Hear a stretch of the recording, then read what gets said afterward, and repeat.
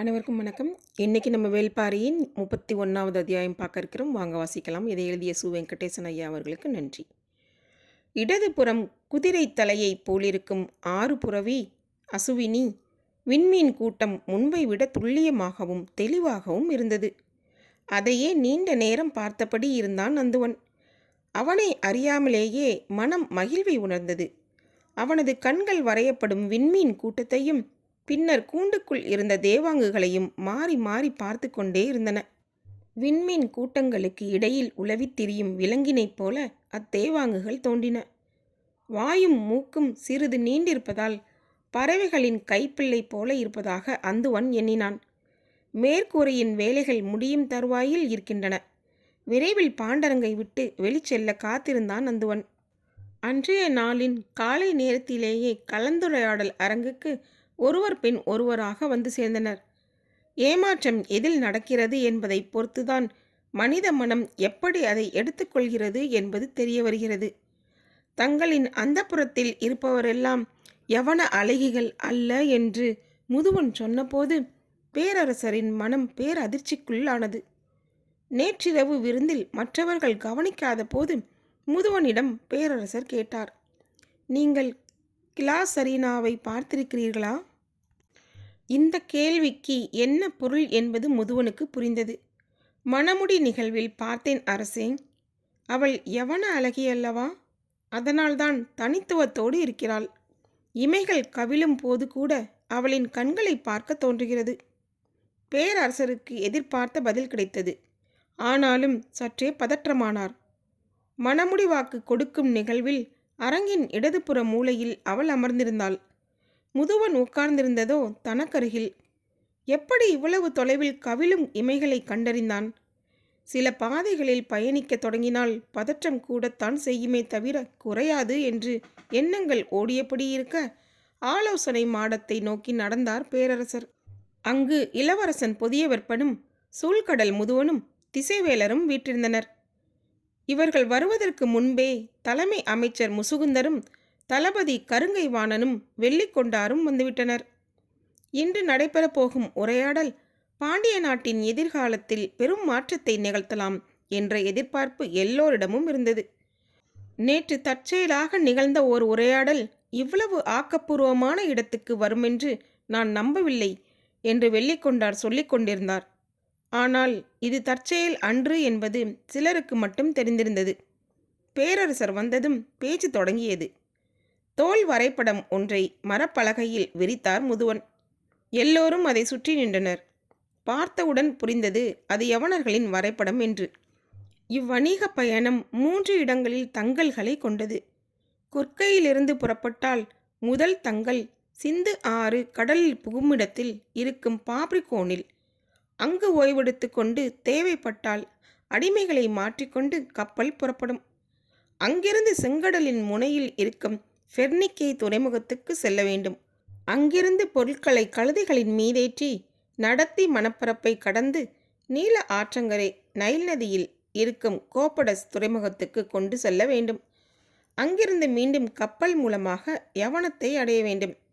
யவனர்கள் தமிழ் நிலத்தில் 2 கோட்டைகளை கட்டி வீரர்களையும் எண்ணற்ற அடிமைகளையும் வைத்துள்ளனர். தங்களின் நாவாய்களை பழுது பார்க்க தேர்ந்த தச்சர்களையும் வைத்துள்ளனர். இதே போன்று பாப்ரிகோன், ஃபெர்னிக்கே, கோப்படஸ் ஆகிய 3 இடங்களிலும் கோட்டைகள் அமைத்து எல்லா ஏற்பாடுகளையும் செய்து வைத்துள்ளனர்.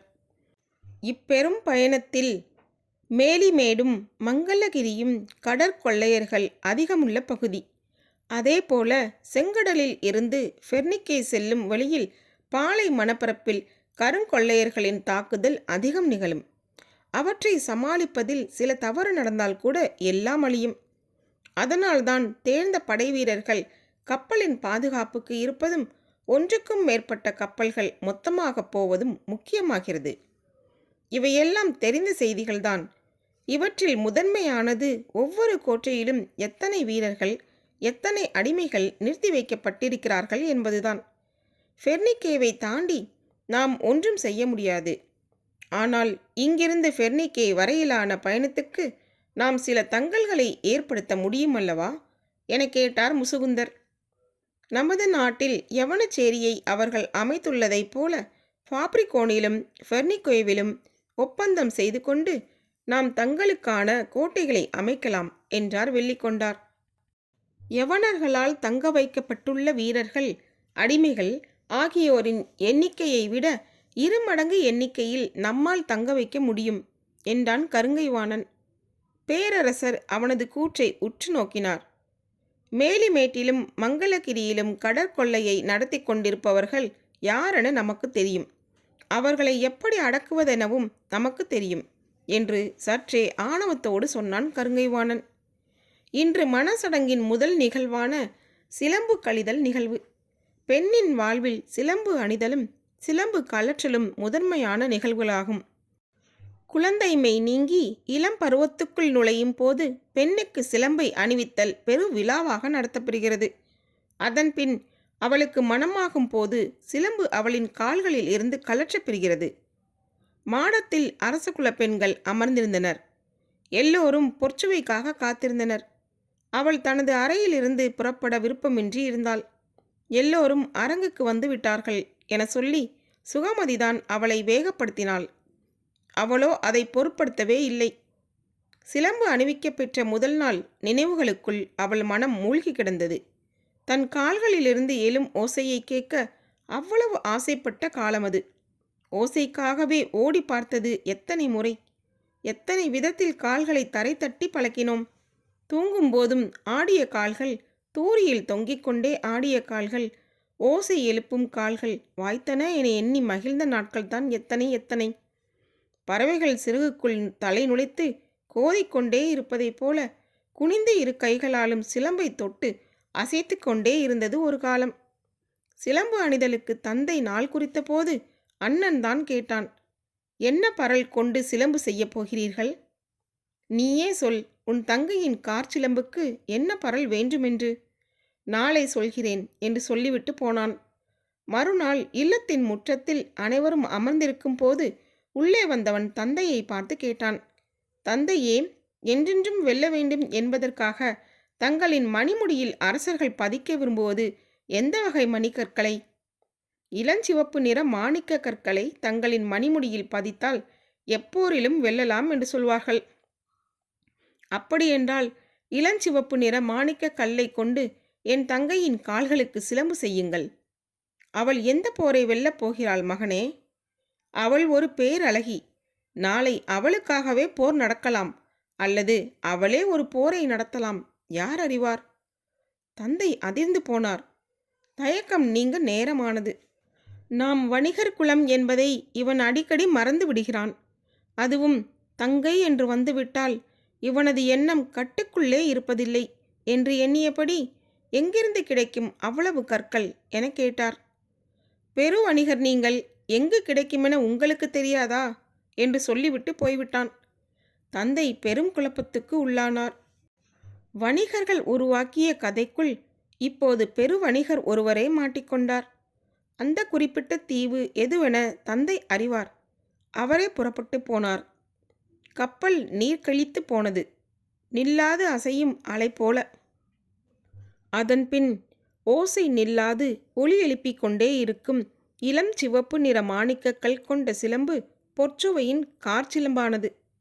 பிற 3 இடங்களிலும் யவனர்கள் உருவாக்கியுள்ள கோட்டைகளில் எத்தனை வகையான பொறிகள் இருக்கின்றன என்று வரிசைப்படுத்தினார் சூழ்கடல் முதுவன். அதுவரை அவ்விடங்களில் உள்ளவை மிக பாதுகாப்பான கோட்டைகள். அவற்றினுள் வீரர்கள் உள்ளனர் என்று மட்டும்தான் தெரியும். ஆனால் யவனர்களின் வலிமை கோட்டையிலும் வீரர்களிடமும் மட்டுமில்லை. எண்ணற்ற பொறிகளை அவர்கள் உருவாக்கியுள்ளனர்.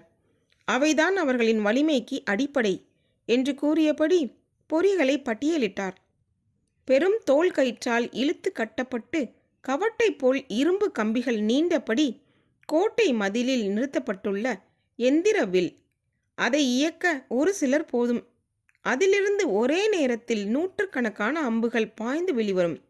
2 எந்திர வில்கள் இருந்தால் கோட்டையை எதிரிகள் நெருங்கிவிடாமல் பார்த்து கொள்ளலாம். 100கணக்கான கற்களை உமிழும் கவன் பொறி. இரும்பால் செய்யப்பட்ட சிற்றூசி உருளைகளை வீசி எறியும் கூடை பொறி. கோட்டை மதிலை நெருங்கும் பகைவரின் உடலை கொத்தி தூக்கும் தூண்டிற்பொறி, அதையும் மீறி மேலேறுபவரை அகழியை நோக்கி தள்ளும் கவைப்பொறி என்று வரிசையாக தாக்கவும் தடுக்கவும் யவனர்கள் பயன்படுத்தும் பொறிகளை பட்டியலிட்டு கொண்டே வந்தார். கடைசியாக 3 பொறிகளை பற்றி சொல்லியபோது எல்லோரும் வாயடைத்து போனார்கள். சிறிது நேரம் எந்த பேச்சும் இல்லை. பொற்சுவையின் வருகைக்காக எல்லோரும் அரங்கில் நெடுநேரமாக உட்கார்ந்திருந்தனர். அவளோ நினைவுகளில் மூழ்கியவளாக அறையை விட்டு அகலாமல் இருந்தாள். அரச குடும்பத்தின் மூத்த பெண்மணிகள் காரணம் அறியாமல் திகைத்தனர். இன்னும் சிறிது நேரத்தில் பேரரசியார் வந்து விடுவார், அதற்குள் அழைத்து வாருங்கள் என்று ஆள் மாற்றி ஆள் அனுப்பி கொண்டே இருந்தனர். ஒப்பனை இன்னும் முடியவில்லை என்று இடைவிடாமல் மறுமொழி சொல்லிக்கொண்டே இருந்தாள் சுகமதி. பொழுதாகி கொண்டே இருந்தது. நிலைமையை எப்படி கையாள்வது என்று தெரியாமல் திணறிக் கொண்டிருந்த சுகமதிக்கு ஓர் எண்ணம் பிறந்தது. பொற்சுவையை அழைத்து வர அனுப்பப்பட்ட பணிப்பெண்களிடம் பெரும் கூடையை கொடுத்து விட்டாள். அவர்கள் அதை எடுத்துக்கொண்டு அரங்குக்கு வந்தனர். அரங்கில் இருந்த மற்றவர்கள் என்னவென்று புரியாமல் திகைத்தபோது பணிப்பெண்கள் சொன்னார்கள், சிலம்பு கலற்றும் விழாவுக்காக சாவகத்தில் இருந்து கொண்டு வரப்பட்டதாம் என்று சொல்லியபடி பெட்டியில் இருந்த பனை விசிறியை எடுத்து ஆளுக்கு ஒன்றாக கொடுத்தனர். பனை விசிறியா என்று சற்றே முகம் சுளித்தபடி வாங்கியவர்கள் அதை விரிக்கத் தொடங்கினர். விரியும் பனையோலை முழுவதும் அழகு நிரம்பிய ஓவியங்கள், அத்துணையும் இணையற்ற எழில் கொண்டவை. அனைவரின் கண்களும் ஓவியங்களை உற்று பார்க்கும் போதுதான் தெரிந்தது. பனை விசிறியின் மேல்முனையில் முத்துக்கள் பதிக்கப்பட்டிருந்தது. வாங்கியவர்கள் வாய் பிளந்து பார்த்து கொண்டிருந்தனர். பறவையின் சிறகு போல விசிறியை விரிக்கும் போது ஓவியங்களின் அழகும் முத்துக்களின் ஒளியும் மெய்மறக்கச் செய்தன. ஒருவர் கூட விசிறியை விசிறாமல் கண்ணாடியைப் போல் முகத்துக்கு நேராக வைத்து பார்த்து கொண்டிருக்கையில் ஒருத்தி மட்டும் சொன்னாள், விசிறிக்கே இவ்வளவு வேலைப்பாடுகள் செய்யப்பட்டுள்ள போது இளவரசிக்கு ஒப்பனை செய்ய பொழுதாகாமல் என்ன செய்யும்? நமது களங்களை விட யவனர்களின் நாவாய்கள் சிறப்பு மிக்கவையா? இரண்டுக்குமான வேறுபாடுகள் என்ன? இளவரசனின் வினாவுக்கு சூழ்கடல் முதுவன் சொல்லப்போகும் விடை கப்பலின் இயங்கு பொறிகளை பற்றியதாக இருக்குமென நினைத்தனர். ஆனால் அவர் வேறு ஒரு விடையை சொன்னார். கடற்பயணத்தின் வலிமை என்பது கப்பலோடு தொடர்புடையதல்ல, கணிதத்தோடு தொடர்புடையது. வானியலும் நிலவியலும் பற்றிய கணித அறிவே கடற்பயணத்தின் வெற்றி தோல்வியை முடிவு செய்கிறது. இவ்விரண்டிலும் நமது அறிவு வலிமை மிக்கதுதானே? முசுகுந்தரின் கூற்றுக்கு முதுவன் மறுமொழி சொன்னார். நமது வலிமையை யவனர்களோடு ஒப்பிட்டால் யார் வலியவர், யார் வலிமை குன்றியவர் என்பதை பற்றி பேச முடியும். ஆனால் கடல் பயணத்தில் வலிமையை ஒப்பிட வேண்டியது பிற கடலாடிகளோடு அல்ல, எழும் அலைகளுடனும் வீசும் காற்றுடனும் இழுத்துச் செல்லும் நீரோட்டங்களுடனும் தான். அவற்றோடு ஒப்பிட என்ன இருக்கிறது நம்மிடம்? இந்த மறுமொழியின் தொடர்ச்சியை அனைவரும் திசைவேலரிடம் எதிர்பார்த்தனர். அவரோ அமைதியாக உரையாடலை கவனித்து கொண்டிருந்தார். கடலையும் காலத்தையும் புரிந்து கொள்வதில் நமக்கும் யவனர்களுக்குமே வேறுபாடுகள் உள்ளன. அவற்றை பற்றி பேசத்தான் நேற்றைக்கு முன்தினம் திசைவேலரை போய் பார்த்தேன். நாம் ஆண்டை 12 மாதங்களாக பிரிக்கிறோம், யவனர்களோ 10 மாதங்களாக பிரிக்கின்றனர். ஆனால் நாள்களின் எண்ணிக்கையில் பெரிய வேறுபாடு இல்லை. அவர்கள் ஒரு நாளை 24 மணிகளாக பிரிக்கின்றனர், நாமோ 60 நாளிகைகளாக பிரிக்கிறோம். நேரத்தை அவர்களை விட மிக துல்லியமாக நம்மால் கணிக்க முடிகிறது. ஆனால் நிலவியலை பொறுத்தவரை அப்படி சொல்ல முடியுமா என்று தெரியவில்லை. அவர்கள் நிலப்பரப்பை டிகிரி கணக்கில் 360 பாகங்களாக பிரிக்கின்றனர். அது நமது முறையை விட துல்லியமான குறிப்புகளை அவர்களுக்கு தருகிறது. இருவரும் இருவேறு விதத்தில் காலத்தையும் திசையையும் அறிகிறோம். ஆனாலும் கடலெனும் பேரியக்கத்தை கண்டு அஞ்சி நடுங்கியபடி ஓரத்தில் பதுங்கி கிடக்கும் சிற்றலிகள்தான் நமது கப்பல்களும் யவன நாவாய்களும். இவ்வணிகத்தில் நாம் கோலோச்ச வேண்டும் என்றால் அதற்கு அடிப்படை தங்கள் முகாம்களில் கோட்டைகள் அமைப்பதும் அங்கு வீரர்களை இறக்குவதும் அல்ல, காலத்தையும் இடத்தையும் பற்றிய அறிவில் அடுத்த கட்ட வளர்ச்சியை அடைவதால் மட்டுமே நிகழும். சுகமதி எவ்வளவு சொல்லியும் பொற்சுவை புறப்படுவதாக இல்லை. உண்மையில் பொற்சுவையும் தனக்குள் சொல்லிக் கொண்டுதான் இருக்கிறாள். ஆனால் மனம் கேட்க மறுத்து கொண்டே இருந்தது. மனம் உண்மையை பற்றி நிற்கும் விலங்கு. அதை சூழலுக்கு பழக்குதல் எளிதல்ல. சிலம்பிலிருந்து தெறிக்கும் மாணிக்க பரல்களின் ஓசையை கேட்டுக்கொண்டே இருக்க வேண்டும் என்று ஆசைப்பட்ட பொற்சுவை முதன்முறையாக காதலனால் பாதம் தொடப்பட்ட கணத்தில்தான் அமைதி அடைந்த சிலம்பின் பரல்களை ரசித்து பார்த்தாள். அந்த பார்வையில் இருந்து விலக முடியாமல் சிலம்பை தொட்டு பார்த்தபடி அவன் கேட்டான். பெண் பிள்ளைகளுக்கு ஏன் சிலம்பு அணிவிக்கிறார்கள் தெரியுமா? அவனின் சிறு தொடுதல்கள் சிலம்பின் மாய ஓசையை உள்ளுக்குள் கடத்தி கொண்டிருந்தன. அவள் விடையின்றி நின்றாள். அவன் சொன்னான், பெண் தன் காதலின் அழைப்பை ஏற்று ஊர் உறங்கும் வேளையில் ஓசையின்றி அவனோடு சென்றுவிடக்கூடாது. அதற்காகத்தான் அவள் எங்கு சென்றாலும் ஓசையோடு செல்லும் ஏற்பாட்டை செய்தார்கள்.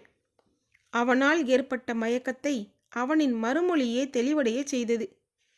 அவன் மேலும் சொன்னான், அதனால்தான் இளம் பருவத்தில் சிலம்பு அணிதலும் திருமணத்துக்கு முன்சடங்காக சிலம்பை கழற்றலும் நடக்கிறது.